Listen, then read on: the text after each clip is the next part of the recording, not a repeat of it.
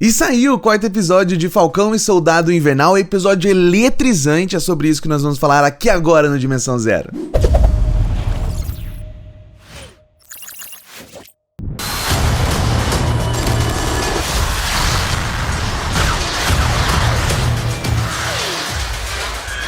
Exatamente, senhoras e senhores, saiu o quarto episódio de Falcão e Soldado Invernal e você já vai deixando o seu like, já vai se inscrevendo nesse canal, porque toda sexta-feira, antes do meio-dia, obviamente vai sair aquele vídeo com review sobre o episódio da semana agora de Falcão e Soldado Invernal. Quando estrear Loki, a mesma coisa. Estamos aqui sempre para fazer isso, esse primeiro review, conversando um pouco sobre o que rolou no episódio, utilizando o que pode ser os próximos episódios. Então já vai deixando a sua curtida, deixando a sua inscrição, e não esqueça de ativar o sininho e bora falar de Falcão e Soldado Invernal. Esse quarto episódio que é um episódio muito importante e muito bonito, né? Voltando um pouquinho pro terceiro episódio, nós temos o fim do terceiro episódio com o Buck encontrando com uma Dora Milaje e ali começando a entender que o problema é o Zemo.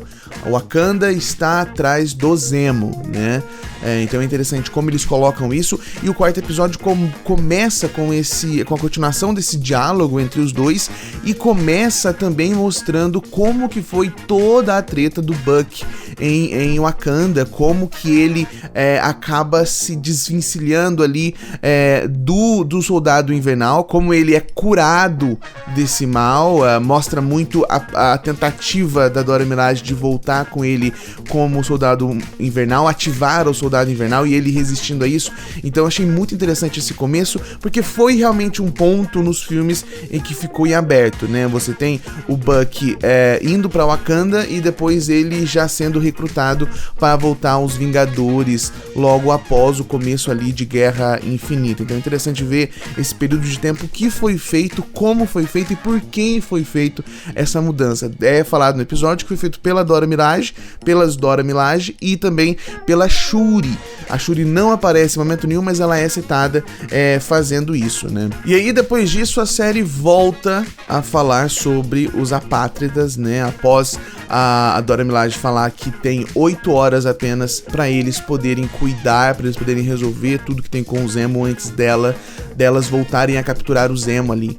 Então, após isso, a série vai para os apátridas, que está tomando cada vez mais força, está tendo cada vez mais notoriedade pela sociedade, pela mídia e está ganhando seguidores. Então, mostra esse grupo terrorista começando a ganhar cada vez mais seguidores, cada vez mais força, e mostra também uma coisa interessante que o episódio vai mostrando ao longo do tempo, que é a questão do super soro. Mostra que realmente o super soro foi algo que ainda não está propagado, então tem só aquelas quantidades faladas no terceiro ou no segundo episódio, que são 20 unidades, e só isso, algo não está propagado. Então isso faz com que a série continue dentro dela mesma, isso faz com que futuramente nós não tenhamos, por exemplo, coisas sobre o super soro. A série vai se manter dentro dela. E com esse crescimento dos apátridas, o Zemo, por outro lado, continua muito irritado e continua realmente abominando o super soro, abominando os super soldados. Há um diálogo fortíssimo dentro desse episódio, falando sobre isso, com ele falando sobre tudo isso que ele acha sobre o super soldado, que realmente só houve um Steve Rogers, que o super soro corrompeu todos os outros. Então é interessante ver essa outra perspectiva, né? Ver esse outro lado sobre o super soro e tudo mais. E aquela cena do Zemo em que ele encontra com as crianças, o lado mais investigativo da série, em que eles vão tentar encontrar a Carly, que é até o momento real a mandante disso tudo. Como foi confirmado no último episódio, como eu disse, que realmente tem alguém por trás disso tudo. O Mercador do Poder realmente está por trás disso, e eu acho que ele não é só só um mercador do poder, ele tem alguma outra influência dentro disso tudo que tá acontecendo.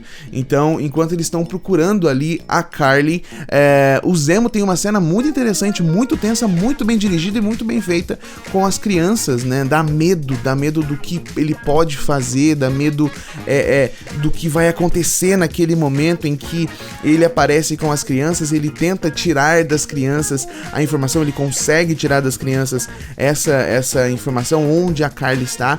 É interessante como que a série continua nos escondendo qual será o verdadeiro significado do Zemo. Já temos um rumo, que é ele sendo realmente um vilão da série, fugindo quando precisa e realmente usando apenas da confiança que o Bucky com o Sam estão dando para eles nesse primeiro momento, mas realmente sendo tratado e será um vilão da série e não um anti-herói como a gente tinha citado. Uma coisa interessante sobre o Zemo, que esse episódio deixa muito claro, e pelo menos para mim, é que eu começo a ter com o Zemo o mesmo sentimento que eu tive com o Loki no começo. Aquele sentimento de, ele é mau, ele tá fazendo coisa ruim, mas ele tem um carisma.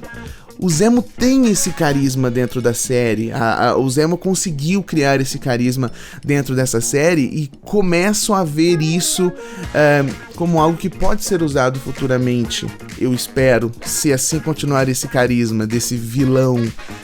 Eu acho que ele não vira um anti-herói, ele não vira pro lado do bem, como por exemplo o Loki vem, né? O Loki que morreu lá em Guerra Infinita, mas ele com certeza tem esse carisma, ele desperta esse carisma no espectador. Outra coisa interessante que a série também coloca, e que, cara, eu fiquei chocado, assim, de entender esse novo lado, que é um lado que realmente existe, é a visão equivocada do que foi o Capitão América, desse legado do Capitão América. A série até agora tratou muito sobre esse legado do Capitão, como que o manto é pesado, o legado é pesado e tudo mais, só que ao mesmo tempo, nesse episódio, nós vemos uma nova visão, a visão distorcida disso tudo, a visão de que o Capitão América era um justiceiro e não um herói nacional. Então essa visão que cria-se ali, principalmente entre os apátridas, né,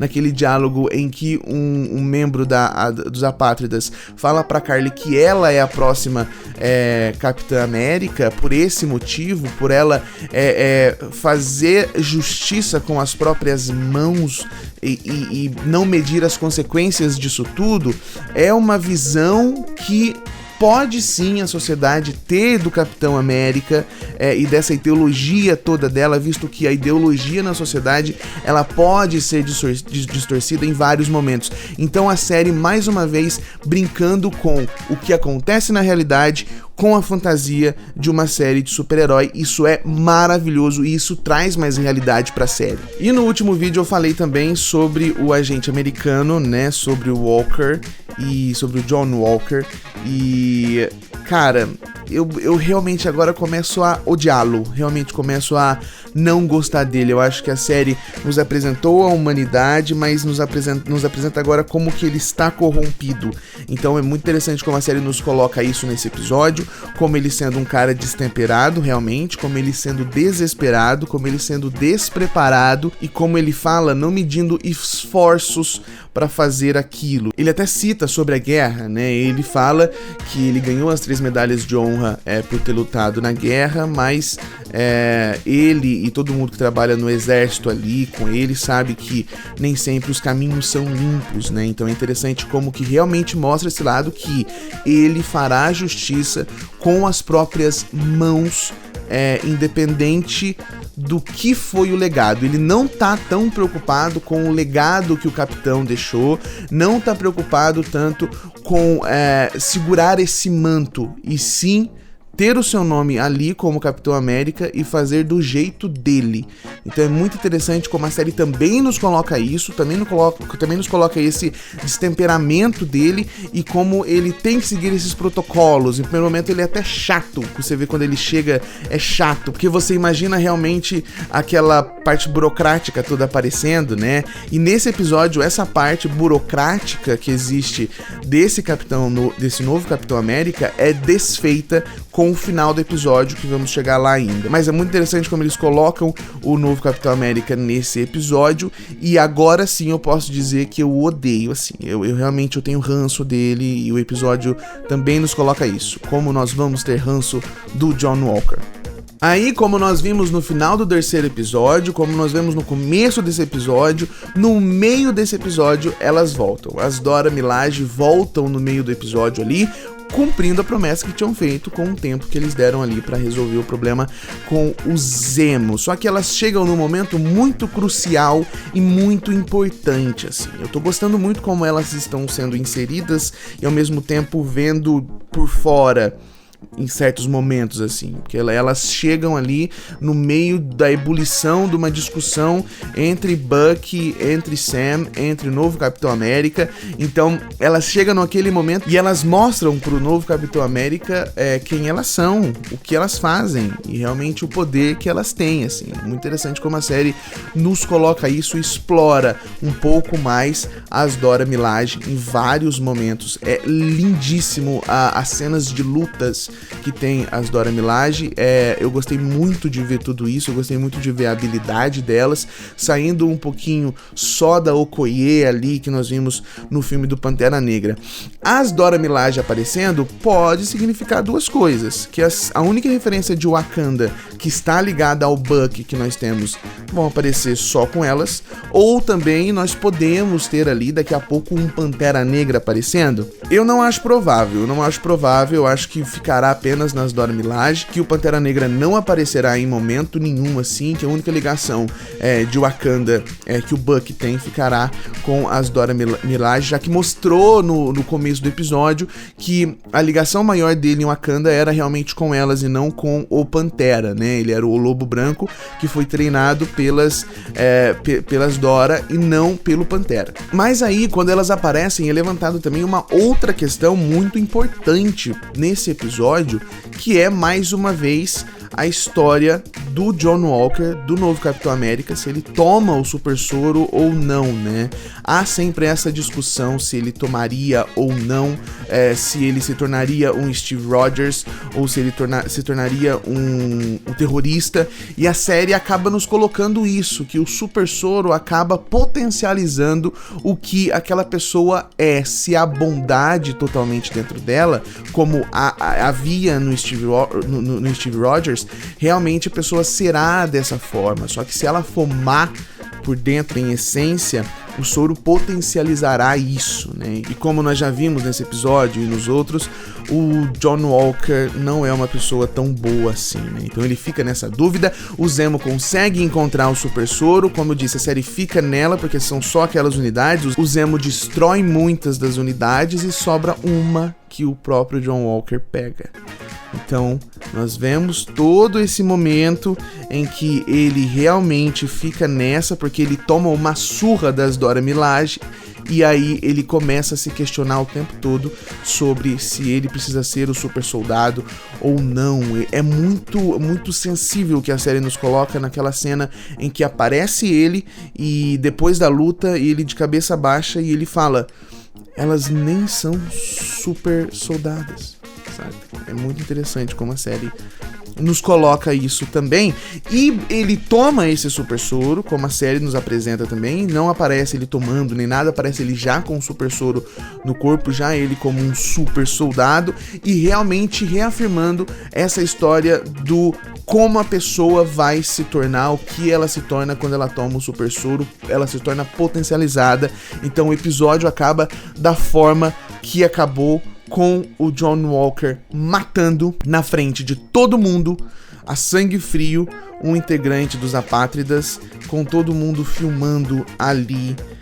E é muito pesado essa cena, porque isso nos mostra muito como que será difícil pro Bucky, pro Sam, manter o legado do Capitão América, continuar com esse legado em vários momentos. Por quê? Porque nós temos nesse episódio, nesse final de episódio, o escudo manchado, literalmente o escudo manchado de sangue, na frente de todo mundo, quebrando todo o que o Steve Rogers criou com o Capitão América é quebrado nesse episódio. Eu acho muito interessante o que eles estão fazendo, realmente descaracterizando um legado muito bonito, que é o legado do Steve, mas ao mesmo tempo, daqui a pouco eu acho que retornando para esse legado com o Sam e com o Bucky. O que me preocupa para os 2 próximos episódios, esse é o 4, são 6 episódios apenas, então faltam 2. Como isso tudo será resolvido? Eu não vejo uma solução fácil, eu não vejo algo muito superficial nesse assunto. Está se tratando de um grande legado que o Capitão América deixou. Então, como você vai desmistificar o que o John Walker criou, matando aquela pessoa em praça pública, com todo mundo filmando, em 2 episódios? Como você vai fazer o Sam pegar o escudo novamente em 2 episódios? Como que, se porventura o Bucky se tornar o novo Capitão América, em 2 episódios? Então, eu acho que pode haver um problema nisso, eu acho que pode ser corrido os próximos 2 episódios, dependendo do que eles vão nos apresentar. Mas o episódio é muito legal, eu gostei de tudo nesse episódio, eu vejo alguns 2 probleminhas no episódio 3, mas nesse eu acho muito redondo, tudo é muito bem feito.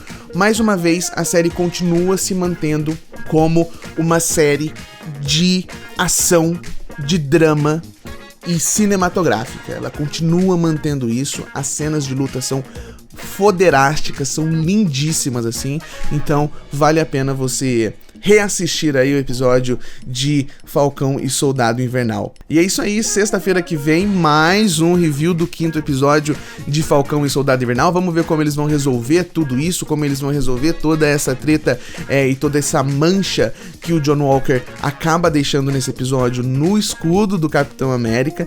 Vamos ver como tudo isso vai ser colocado no 5º episódio. Lembrando que se você gostou desse vídeo, já deixa o seu like, já se inscreve no canal, já ativa as notificações e compartilha porque não custa nada. Muito obrigado pela sua audiência, em breve estamos de volta aqui no Dimensão Zero. Beijinhos, tchau, tchau.